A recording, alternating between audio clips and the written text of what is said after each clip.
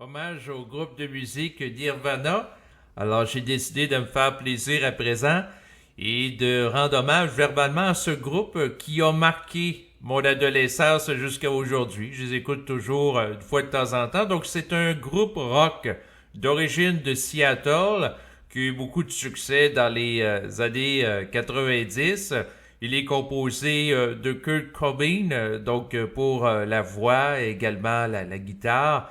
Ensuite, il y a Chris Novoselic pour la basse et également Dave Grohl qui a été le batteur du groupe de musique. Tout ça, c'est par rapport aux membres originaux, donc le trio. C'est sûr que par la suite, il y a un deuxième guitariste, Pat Smear. Il y a également une personne qui a joué du violoncelle aussi pour eux sur scène. Mais le point, c'est que ces trois musiciens ont généré une musique avec une intensité particulière que je n'ai pas nécessairement retrouvé par la suite. Parce qu'après tout, le batteur d'origine du groupe Nirvana, Dave Grohl, a parti son groupe par la suite, qui s'intitule les Foo Fighters.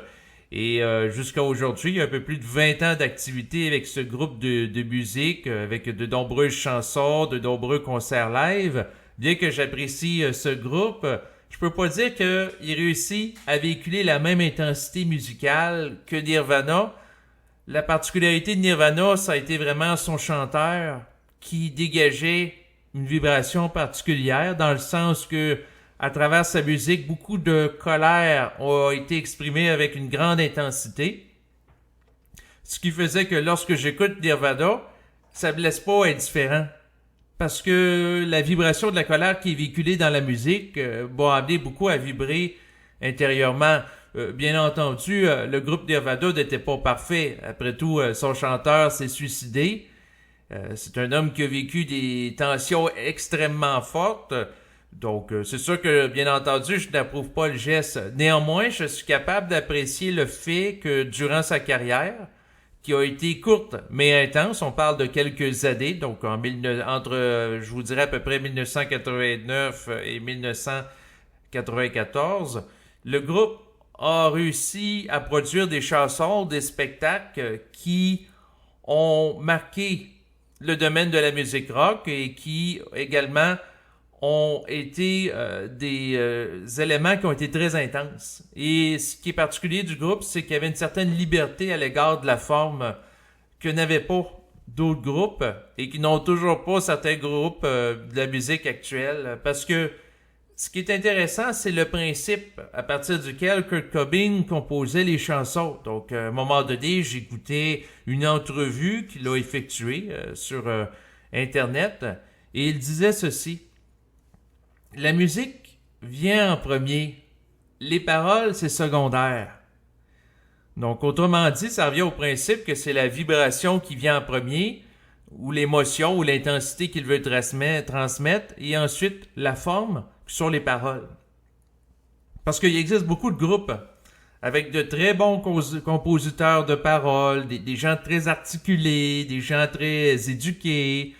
Donc, il y a des belles paroles, mais ces gens-là n'ont pas nécessairement l'intensité et n'ont pas également la capacité de véhiculer une vibration qui est forte.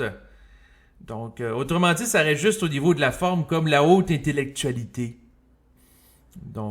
C'est sûr que quand il a dit ça, ça m'a ramené au fait que lorsque j'écoute de la musique ou j'écoute quelqu'un qui parle, la première chose que je veux, c'est vibrer.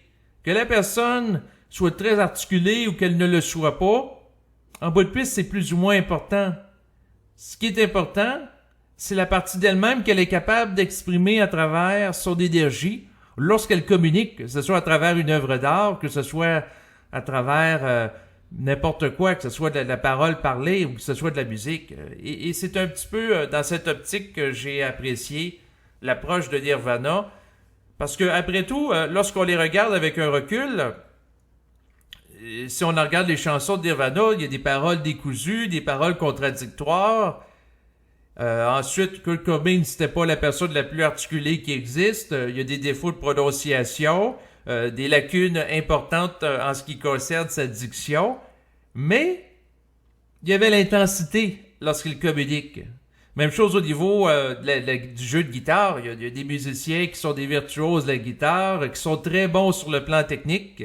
Mais s'ils n'ont pas l'intensité dans ce qu'ils font, c'est pas intéressant. Donc, avec le temps et l'étude que j'ai faite de la musique de Nirvana et de mon intérêt particulier pour ce groupe, j'en suis venu à la conclusion que c'est l'intensité qui est véhiculée dans ce qui est fait qui est plus important que la manière et les formes qui sont utilisées pour le faire. Et aussi, l'une des particularités du groupe Nirvana, c'est que c'était un groupe qui était libre du désir de plaire à un vaste public. Parce que beaucoup de groupes dans le domaine de la musique est composé de personnes qui cherchent à faire de l'argent en disant au public ce qu'il veut entendre et en faisant une certaine forme de complaisance musicale avec des refrains accrocheurs. Il y avait à travers le groupe Nirvana une certaine authenticité qui a fait en sorte que, à quelque part, les musiciens ont marqué une forme de contre-culture. Et si on pense entre autres à l'album In Utero, qui a été fait avec une intensité sonore à l'état brut, donc du son d'instrument là, qui est assez abrasif. C'est sûr qu'il n'y avait rien là-dedans pour plaire aux jeunes filles adolescentes, là, comme certains boys bands là, qui leur chantent la cour et qui ont des propos complaisants. Donc, c'est un groupe qui a eu une certaine intégrité au niveau musical dans la manière de produire la musique qui allait en dehors des standards de la musique commerciale. C'est sûr que l'album Nevermind a un succès commercial qui a été presque inespéré, avec notamment la chanson Smell Like Teen Spirit. Mais ce qui est intéressant, c'est que même dans cette chanson qui est devenue un succès de masse, c'est qu'on peut voir que il y a une intensité particulière à travers la façon que le chanteur chante, puis la colère, puis la vibration qui est exprimée, qui est particulier parce que d'un côté, c'est devenu un succès commercial, alors que ce qui est véhiculé, c'est à quelque part l'image d'une anti-star. Donc, autrement dit, souvent la vedette, elle est bien habillée, elle est soignée, elle est maquillée, alors que lui arrive sur scène avec la mode esthétique grunge, qui est devenue une mode par la suite, c'est-à-dire des pantalons déchirés, les fameuses chemises en flanelle. Donc, il y avait une forme de contestation du conformisme vestimentaire qui se rapportait à l'esthétique du groupe de musique. Donc, il y a un côté rebelle qui est là. Donc, ça témoigne d'une forte individualité et d'une volonté personnelle qui s'exprime à travers une capacité de faire une musique qui diverge de ce que les gens sont habituellement habitués d'entendre dans les médias de masse. C'est sûr que Kurt Cobain qui était particulier parce que, à quelque part, comme ses collègues de Nirvana, c'était des gens qui respectaient pas nécessairement les conventions.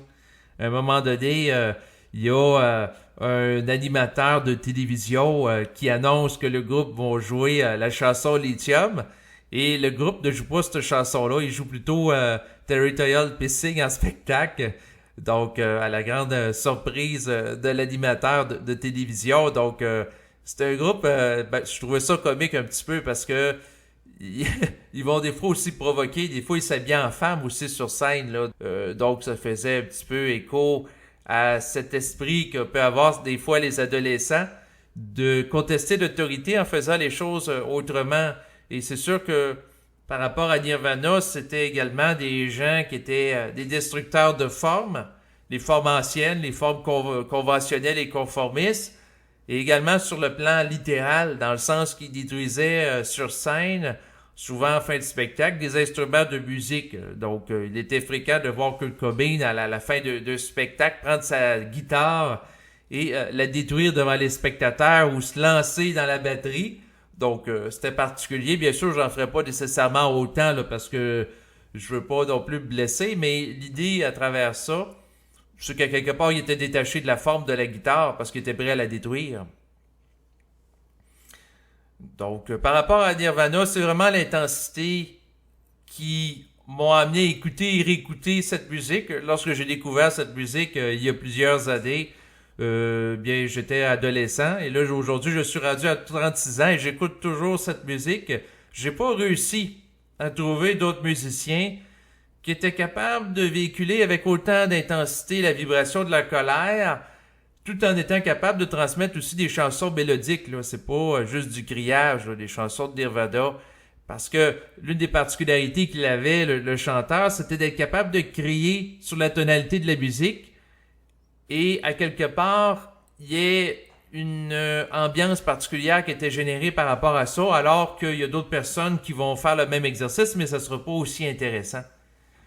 Donc, c'est sûr que par rapport à Nirvana, c'est aussi lié au fait qu'à travers cette musique révoltée, eh bien, il y a le véhicule de l'expression, du principe de la colère et de la contestation avec intensité.